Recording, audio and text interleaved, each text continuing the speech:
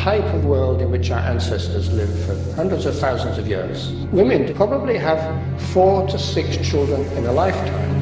Half those children would die before they could reproduce. So the only thing we can be sure about in human population studies is that for the last 100,000 years, people on average had 2 children to succeed them, or there would have been a population explosion 1,000 years ago.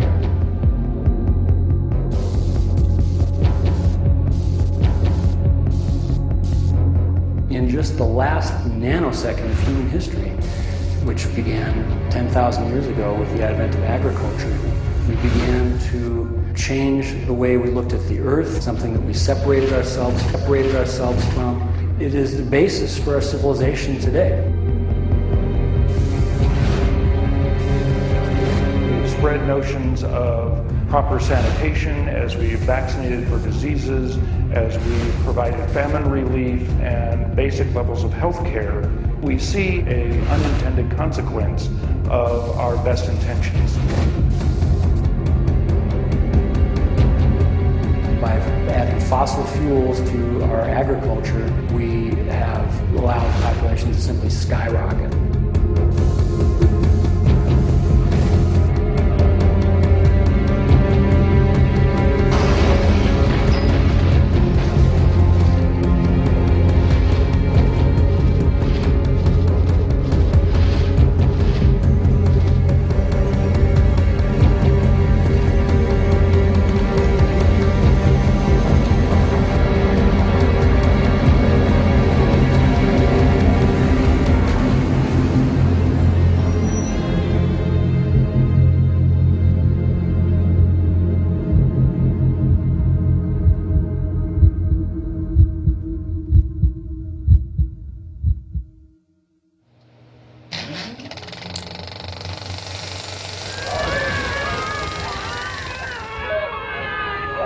Almost 100 million babies will come into the world this year.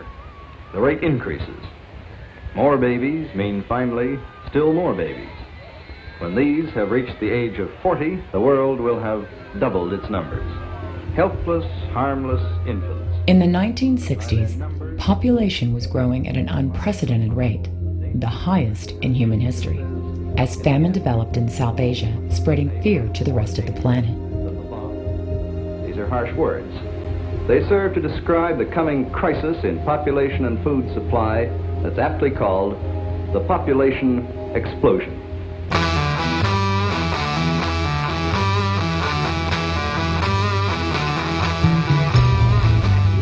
I started talking about the population issue because it hadn't been discussed. People had not made the connection between what was happening to the environment and the fact that our population was growing like a skyrocket. And that's where the population bomb came from. Ann and I wrote it in about 5 weeks of evenings. It was a political track, basically.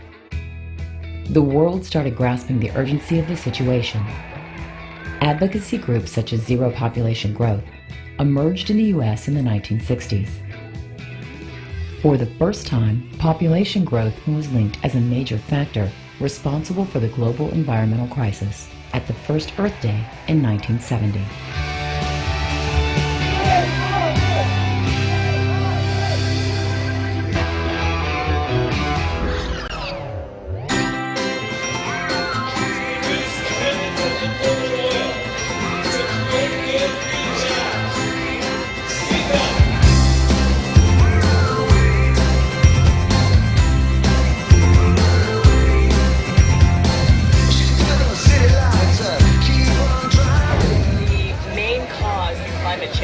What would you say would be? Probably the burning of fossil fuels, right? Probably cars, I would imagine. Meat. Meat? Working with that garbage, it's like that's the main thing, in my opinion. Oh, people. Oh, the people. Number of people. Okay, that's true. People, We're consuming. That's true. We're growing. Yeah. To have babies, thinking that if they get the birth rate up, they'll have more working adults to help support the aged population. Having babies on top of an aging population that is relatively healthy and can work much longer years than the standard retirement age that was set during the time of Bismarck, is a crazy way to try to solve that problem. If you increase the retirement age by a couple of years, by just about 2 years or 2.5 years, this actually covers the costs of the old people. While the population issue is being raised among some governmental entities and NGOs, it is still a taboo subject within societies. For people who are concerned about being on the right side of the society's view of an issue, the dominant message has been population's over with, don't talk about it, it's really taboo. Even those concerned people who are sitting in traffic jams saying, I know there's a problem, have been afraid to speak out. And it's really a reflection of people's fear of being out of line with what is socially acceptable.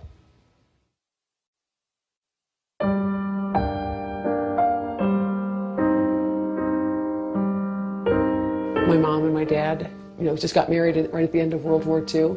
My mom was a good Catholic. My dad was a Protestant who converted over to Catholicism. There was a time where my oldest brother was 4 years old, and he fell into a pond through the ice in upstate New York. And my mom at that point prayed to God, and she said, if Mike lives, I promise I won't do the one sin that I'm doing, which is birth control, that she was planning on doing. My brother Mike lived. So my mom said she wasn't going to use birth control. So you end up with 10 kids. And that's what happens when you have this happy, loving relationship and no birth control. There was this feeling of plenty, like you were in the center of the universe when you were at home with the whole family. Like it was a really good feeling of a lot of plenty, of enough.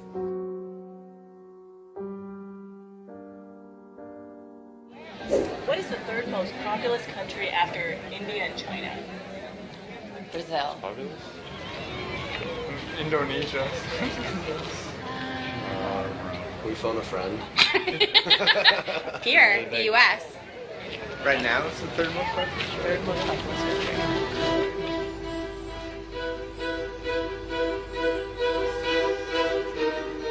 Although the U.S. isn't the fastest growing country, with only about 1% growth, it is the highest in the industrialized world. After including net migration, the U.S. grows by about 2.7 million people each year. But the problem goes beyond these numbers.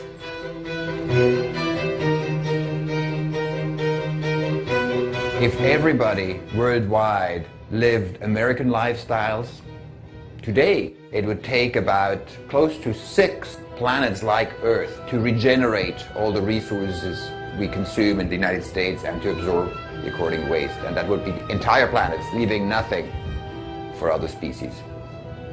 It's a model that is not globally replicable. Of course, some areas can use more than what their areas can regenerate because of trade, but not all countries can replicate this model of being net importers of ecological services. Just physically, mathematically, doesn't add up.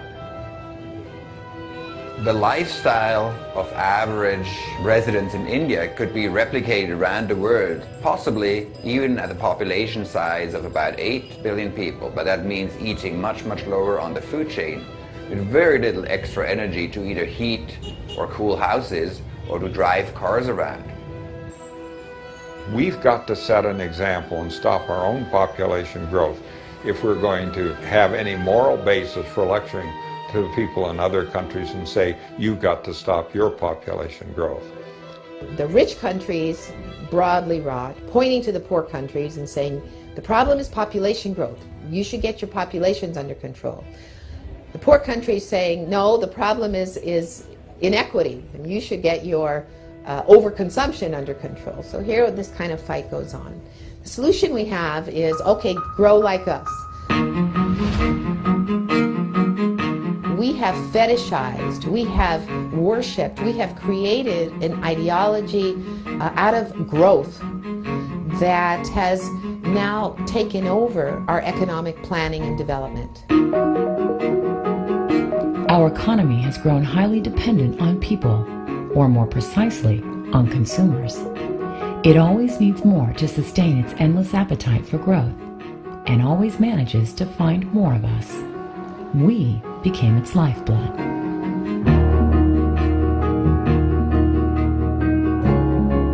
The people who are promoting growth are the people who make the profits from it. You know, the one thing that people don't understand, and the developers like to hide, is that the growth never pays for itself. Your taxes have to go up to pay the cost of this growth. Research has shown that sprawl ends up costing more money than it will ever bring in.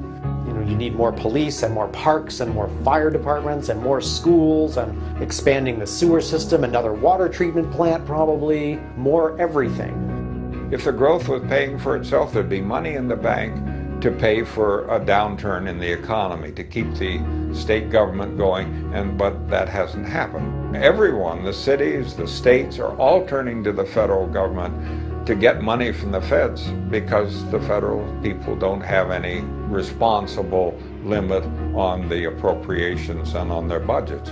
And so what we're having then is essentially a Ponzi scheme in which you have people contributing every year, which goes to the benefit of few people, but it means that the taxes have to go up for everybody. Look at GDP, gross domestic product, gross national product, GNP. These measurements would actually be funny if the consequences weren't so serious. They include, as measures of economic health, activities that actually harm and even take life. Selling cigarettes, the medical bills, they're wonderful for GDP. An old stand of trees has no value until it's chopped down. The fact that we can't breathe without it has no value. But many among these experts warn us that there are limits to the world's resources. There's only so much fresh water, so much timber, coal, oil, minerals of all kinds. Julian Simon had a PhD in economics and business, and he was on the faculty at the University of Illinois and Department of Economics. Julian Simon says that human beings are the ultimate resource. The more people you have, the more Einsteins you'll have to solve human problems. Well, you don't solve human problems by raising Einsteins in the slums of Lagos, Nigeria. He wrote an article, and in this article he said we have the knowledge and resources so that we can continue to grow for 7 million years. Suppose the world population grew just 1% per year, which is roughly the present rate of growth, for 7 million years. How large would the world population be? Now that's a nice problem in arithmetic because you can't do it on a handheld calculator, it'll overflow. He couldn't do the arithmetic to know that long before that, at any rate he could imagine, there would be more people than there are elementary particles in the universe. But it didn't make any difference. People loved him in Washington. He was a high-level advisor in the White House. He was a high-level advisor in the Congress until the day he died. When you're giving every human being on the planet a decent life, that is a full belly and good nutritious food, shelter, clothing, clean water to drink, health care, time for amusement, education for their kids, then tell me about what the advantages will be to having even more people. But until you're taking care of the people we have now, stop giving me this crap about how easy it will be to support more and more people.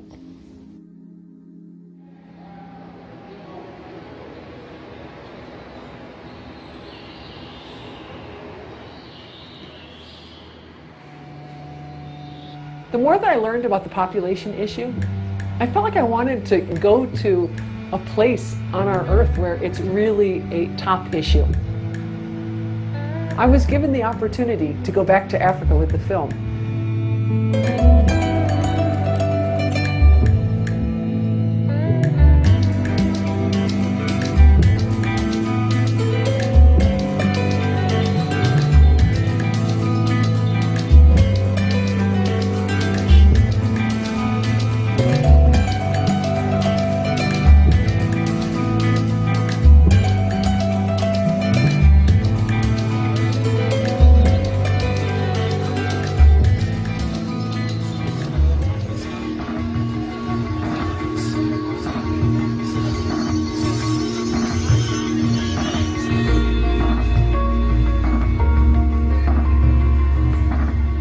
work on children's rights issues. And the impact on children is enormous. Like, with that many children being born, how are their basic needs going to be met? Just walking out in the streets of Addis, and I stopped to give one woman who was begging a one-birr note, which is, worth, I don't know, not even 10 cents. And then more people started to come because they saw that I was giving money, and maybe larger increments than usual. And I just got surrounded by so many people who needed money and to just eat and to feed their babies who are on their backs. And you start to feel the impact of overpopulation, that there are so many people spilling into the urban centers to just get what they need to live and to feed their children.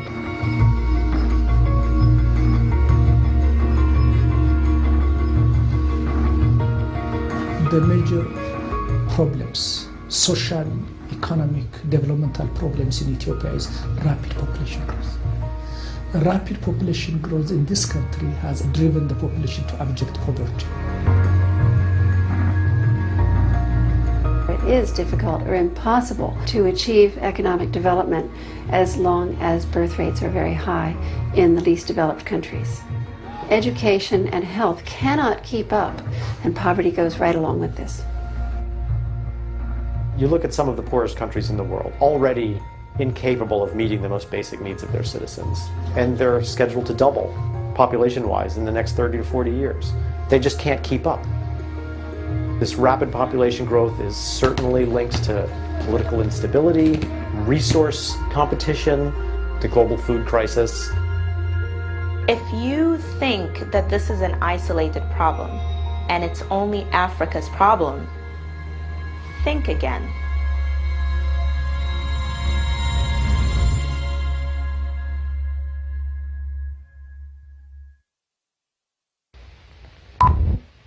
The American housewife. Who has a more important, a more responsible occupation? Wife, mother, laundress, counselor, maid, chef, purchasing agent. All of these are her duties at one time or another.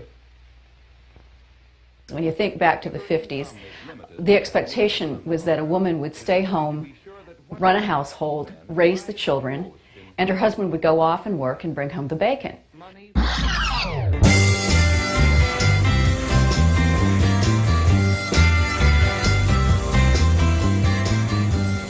I wanted the pills. I see.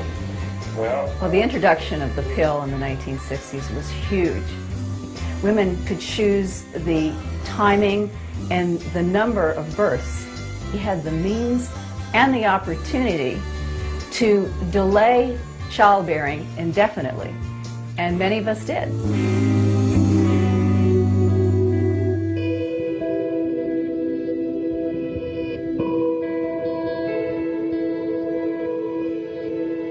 There is still a lot of societal pressure to have children. When you say, I'm child-free by choice, there is an assumption that you are that way because you hate children, or you're heartless or cold, or there is an assumption that something is seriously wrong, not just physically, but mentally or emotionally. When I talk to people about their birth control methods, most of them told me they had sought permanent sterilization. And this is very, very tough for women, particularly younger women in their 20s and 30s that are seeking tubal ligations. Many doctors will say, well, ask you to undergo a year of counseling at your own expense before they give you a tubal ligation, or they'll just flat out refuse your request for one. Often it is, oh, you're too young, you haven't had any children yet, you're likely to change your mind. No one challenges a young woman who says, I want to have 3 children. If you say, I don't want to have any children, you will be challenged in the medical community and in the mental health community. We live in a sex-soaked society, but we don't really like to talk about sex. We certainly don't want our children to hear about sex. Even though sex sells all our products, sex is all over TV, sex is what everybody loves in the movies, so it's a weird dichotomy. Well, in the United States, remember that 40% of pregnancies are unintended. Our teenagers have the highest birth rate in the developed world, and yet we make it very hard for them to get family planning in many states.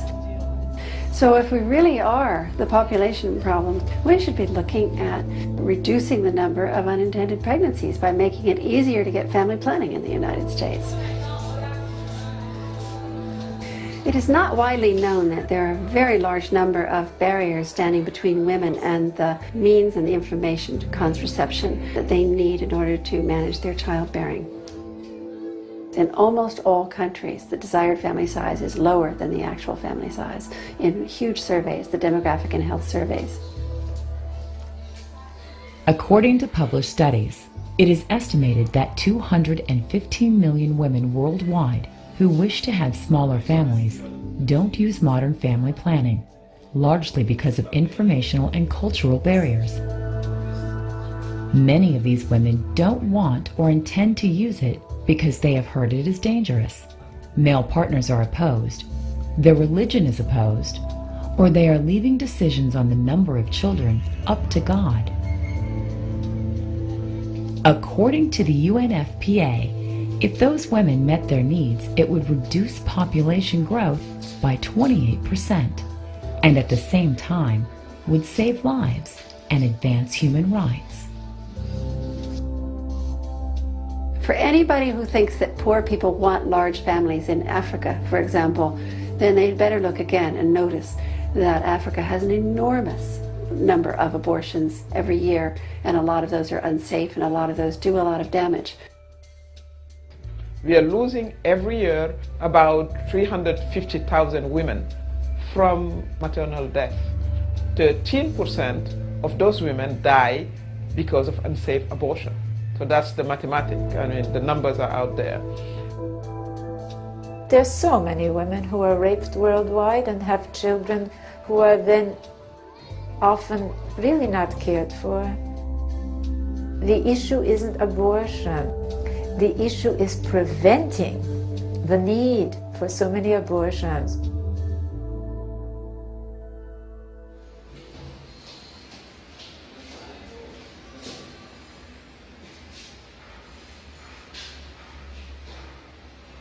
I wanted to meet the people, not just read about it in a book, but really meet people and see what they're doing to figure out solutions. That's where I found out about the Population Media Center, and they are using entertainment to get out social messages about population.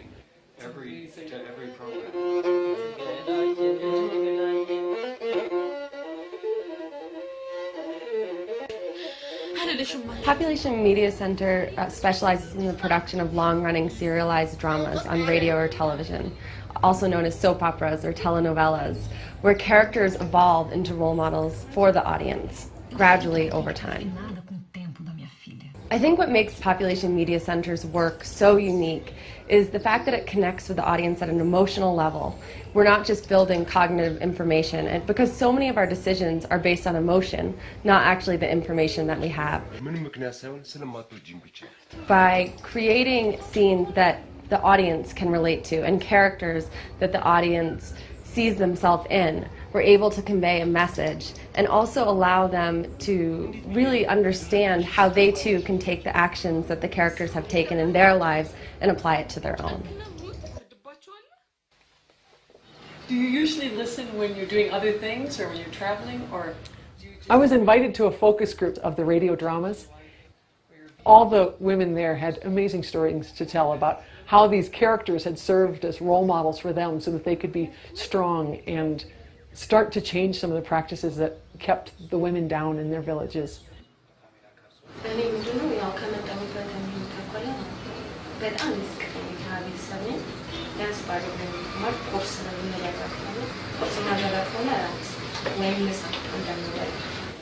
በቃ የወሊድ መቆጣጠሪያ የምትወስድ ስነግራት አባትሽ አይፈቅድም ያለችኝ እና ቀጥታኛ ተደብቀን ሆስፒታል ሄድን ነበር።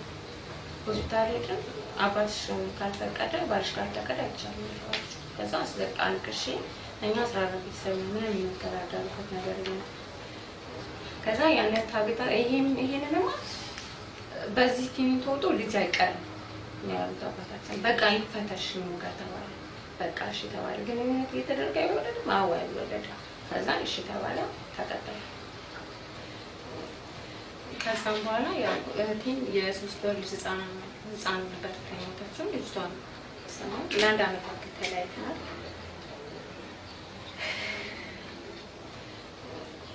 ከዛ ኤች አይ ቪ ፖዘቲቭ ነች፣ የ5 ዓመት ነች፣ መድኃኒት ትወስዳለች።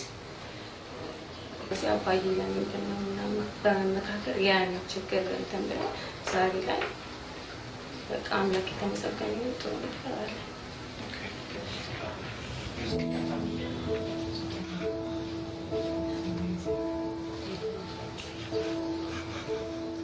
Women are basically viewed as they are in very rigid domination systems as technologies of reproduction. In some of the poorest and most rigidly male-dominated cultures, and they go together, women have no status whatsoever unless they produce a son. The girl in a poor country, especially the poorest girls, they eat last, they eat least, they get up earliest, they go to bed latest, they do the most work, and they have the least say over what happens in their life. Women are, in many poor countries, considered property of the man. And in some countries, they have slightly lower status than the cattle. When women are sold into marriage at age 9 or 10, and they become pregnant as soon as they're fertile, they don't have the right or the ability to make decisions about family life or family planning on their own. 70% of those living in absolute poverty worldwide are female. There is no way, in a humane, non-authoritarian, caring way, to change this overbreeding without raising the status of women worldwide.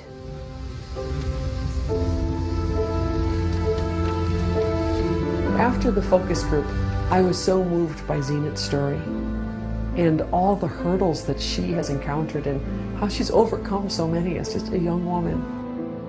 So I asked if we could go and visit her and her family in the village.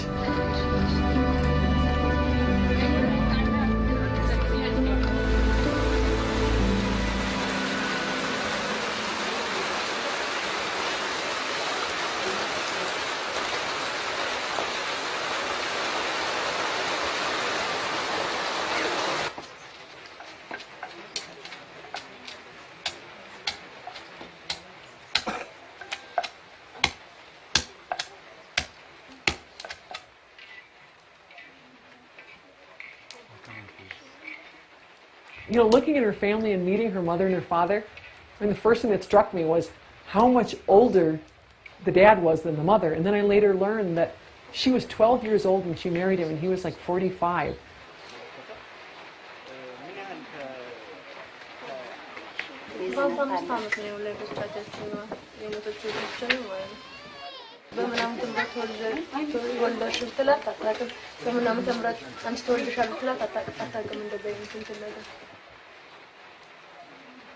Zenit's father had another family before this one where he had 13 children with another wife. And this is a typical, scenario in Ethiopia. They were stuck in these societal roles that have been handed down to them. I couldn't help but see the parallels between my family and Zenit's family. Both of our mothers experienced religious and cultural influences that made them feel like that either they couldn't or shouldn't be the ones deciding how many children their bodies would have. Christendom has been so powerful because the Industrial Revolution, the Scientific Revolution, grew up in Christendom. Europeans colonized the rest of the world. Be fruitful and multiply and fill the earth and subdue it. It's time for us to recognize that the one biblical commandment where you can say, check, we've done that, what else should we do? I don't see how we can look at the devastation that's happening to the planet and the poor quality of life that many of those people have and still say that basic levels of birth control and family planning are inappropriate. I find that a morally very confusing stance. The Catholic Church has a wonderful tradition of social justice. whether it's supporting healthcare or hunger programs or disaster relief. For Catholic people living out in the world, family planning is more than just an intellectual exercise. It really affects people's lives very deeply. We ought not be moving forward, anyone on any side of the debate, saying you should have fewer children, you should have more children, you can't do this, you can't do that. You must start with the people whose lives are most directly affected by this, and these are the people you want to talk to about reproductive health. Some extreme groups want to interpret the Bible as being even more patriarchal than it really is, and use, just as some branches of Islam do, and probably some Hindus do, theological texts to sort of reinforce their deeply felt desire and drive to control women's reproduction. And that's what I think we've got to fight against.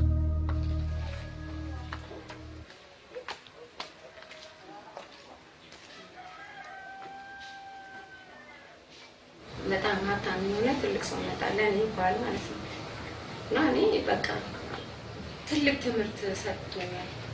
የአበባ ህይወት የአበባ ድራማ በቃ ለእኔ ትልቅ ነገር ነው። ምንድነው በቃ አላገባም።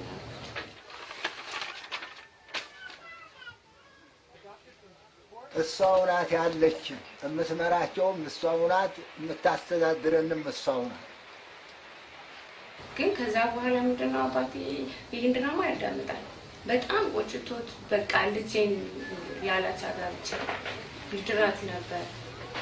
ብድራት መሆኑን ለሱ አሽከር ሆና ነበር የምቀረው፣ ወይም በጣም የብዙ ቤተሰብ ልጅ ነበር አሽከር ሆና ነበር የምቀረው እና በጣም ይቆጫል።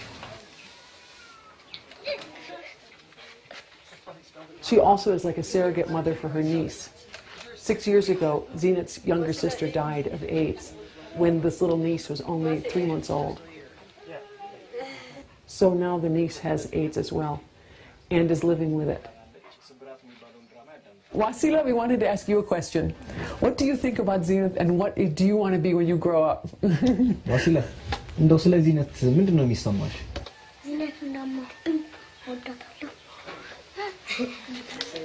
What do you want to do when you grow up? ምንድነው ወደፊት መሆን የምትፈልጊው ስታድጊ? She wants to be a doctor. A doctor? Fantastic. That's great. This is just one child who's symptomatic of a larger problem that we have all throughout Ethiopia and throughout Africa.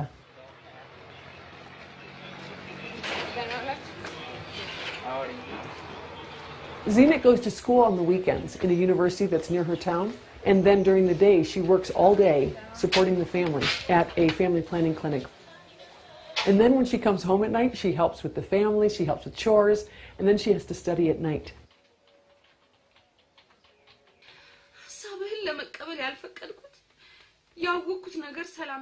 ድራማውን በማዳመጤ My life was so hard. You gave me strength. I named my daughter after. So far, from the beginning of our radio serial drama, we have received more than 30,000 letters from all over the country. Based on the final evaluation, we have discovered that demand for contraceptives increased 157%. That was really amazing. Spousal communication had also increased from 33% to 68%. And that often leads to the decision for the woman or the man to seek family planning. Often women think their husbands are opposed when they're not, but they've never asked them.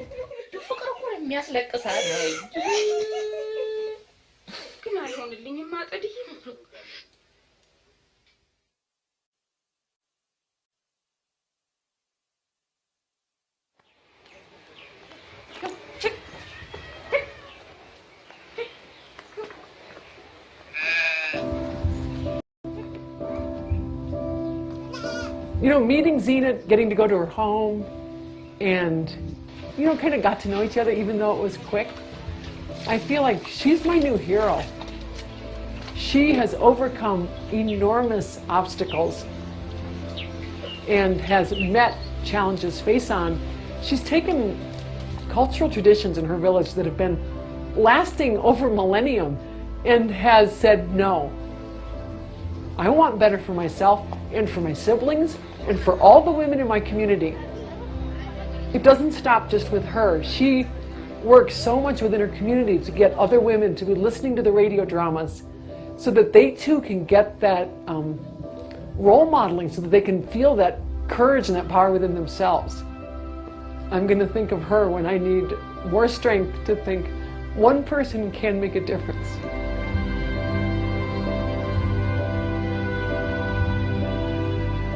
ዓላማ ማንኛችንም ስንፈጠር ማንኛውም ሰው የተባለ ዓላማ አለው ሁሉም ሰው በነገራችን ላይ። ነገር ግን ያንን ዓላማ ደግሞ ለማሳካት ምን ይጠበቅብናል? አበባን ብናይ ትዕግስት። Everyone should have the right to reproduce. It's a fundamental, basic human right.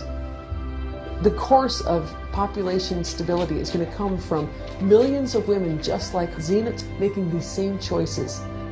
They need an education. They need some outside agent that's going to help them empower themselves. And they need a voice.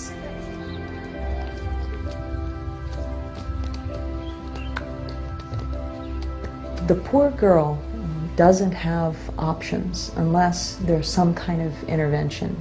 And what BRAC tries to do with girls is invest in them. Invest in giving them options and opportunities and education, because a girl who's educated will marry later, will have fewer children, her children will survive and be healthier, and they'll all have a better life. In fact, that's what we call the girl effect. The majority of the whole banking system is catering to men.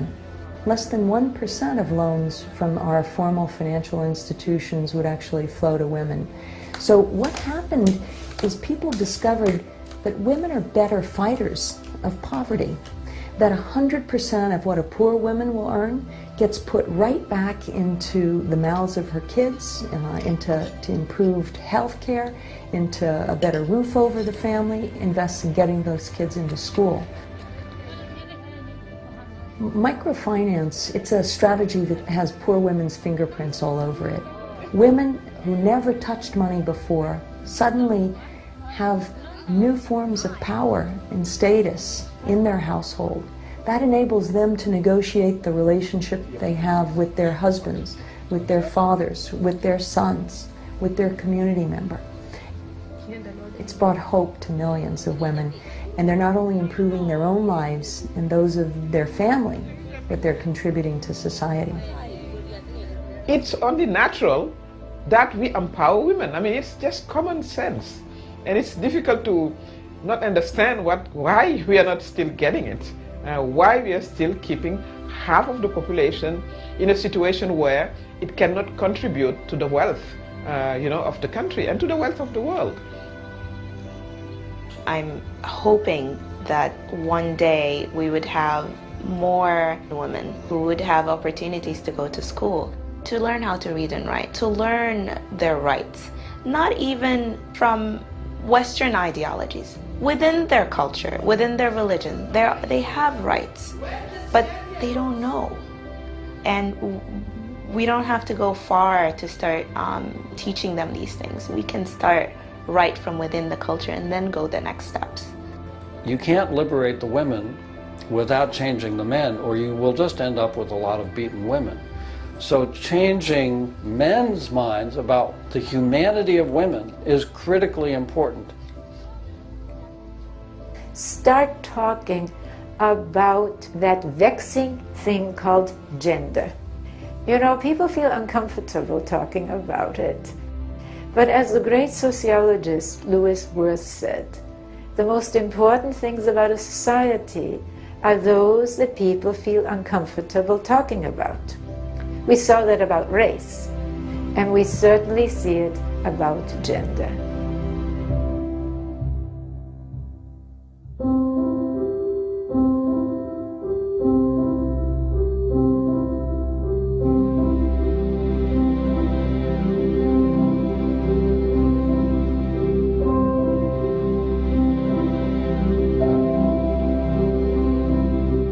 What does it take for humanity to live within the means of one planet? We haven't found the silver bullet yet, but essentially you start to look at all these 5 factors: population, consumption, efficiency, productivity of ecosystems, etc., to to see how we can match them all to get us back within the capacity of one planet, and possibly even below that line, because some space we want to leave for wild species, because they too need food. The big problem today intellectually is consumption. Many economists think that the solution to every economic problem is to consume more. But of course, consume more means wrecking the planet more. And there are no consumption condoms. The reason you want to start controlling the size of the population early is that to do it humanely, it takes many decades. Whereas we know we can solve the consumption problem in a very short time. We're going to need a different compass than growth as it is currently measured. We want to grow in wisdom. We want to grow in knowledge. We want to grow in just plain smarts and figuring out how to live well and take care of each other on this planet. There's many opportunities now for developing countries to be able to leapfrog over the traditional path of development, the way that we got rich in the US or in Europe. In every poor community, you're going to find these kinds of social entrepreneurs that are figuring out a different way to create a better lifestyle. People are already creating solar energy and biogas solutions, more village level or homestead level solutions. The real wealth of a nation, indeed of the world, is not financial. We've certainly seen that in the economic meltdown. That the real wealth of a nation consists really of the contributions of people and of nature. And we therefore need what we haven't had: economic policies that give visibility and value to the work of caring for people, starting in early childhood, and caring for our Mother Earth.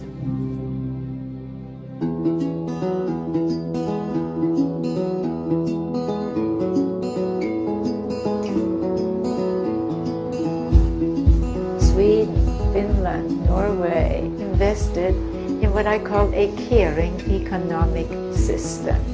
They have policies that are very, very much intended to help care for people starting in early childhood.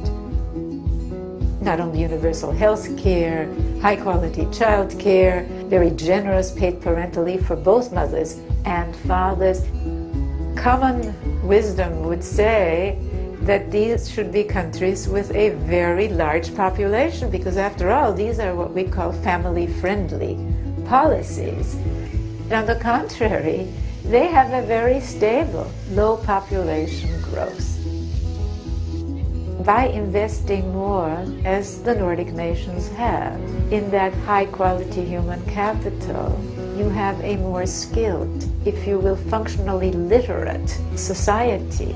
And you also will have people who will contribute more programs like Social Security.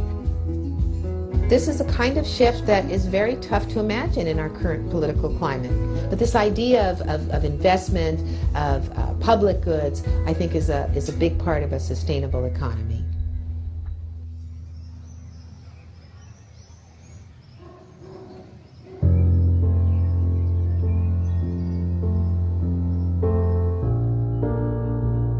Before I went to Ethiopia, I intellectually understood JP's position about having a smaller biological family. But now, I feel like I really get it, about how population is the thing putting all this pressure on children's rights and on our planet. I think it's interesting that I'm the one being in this population film. My brothers and sisters have gone on to have many children. Their children are now having children. A lot of people have advanced degrees. We have a surgeon, lawyers, doctors, but it's still just an issue of numbers. Each person has a car. Each person has to have a home. The impact is huge. And I realized that it starts with people like me and like JP just sitting down together at the beginning of our families and saying, our planet's limits have changed. How are we going to change how we make a family?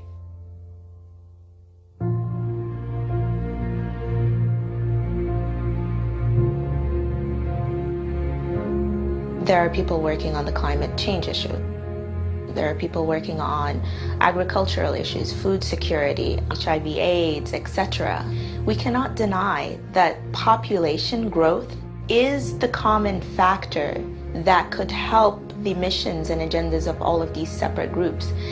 There should be more dialogues between those groups. There should be more comprehensive programs being delivered into communities. So until we reprioritize, we're going to continue to just focus on crises that result from population growth issues of the day. We will need our collective thinking as humans. And that's an opportunity maybe to break the barrier between, poor and rich, north and south. I think the planet forces us to define new solidarity projects for the first time maybe in our history. Overpopulation is a symptom of domination systems. And if we want to change that, we've got to change the system. What is really the kind of world we want for our children? It's about an education that no longer idealizes the kings and the queens and the rulers, but that tells a story of modern times in terms of one challenge after another, one social movement after another challenging entrenched traditions of domination. All of these social movements, including the environmental movements, are really which challenges man's once hallowed conquest of nature. So part of our job is to change the stories. The story of our history for the last 10,000 years has been a story of domination. But with women who have been nurturing all these years that are now stepping into these new roles of public leadership all over the world, we can create this tidal wave of change that's not only going to ease our population problem, but it's going to bring about these policies that will sustain a new attitude towards our planet. It's just us. It's one human family, and that we're connected in our challenges, but we're connected in our solutions.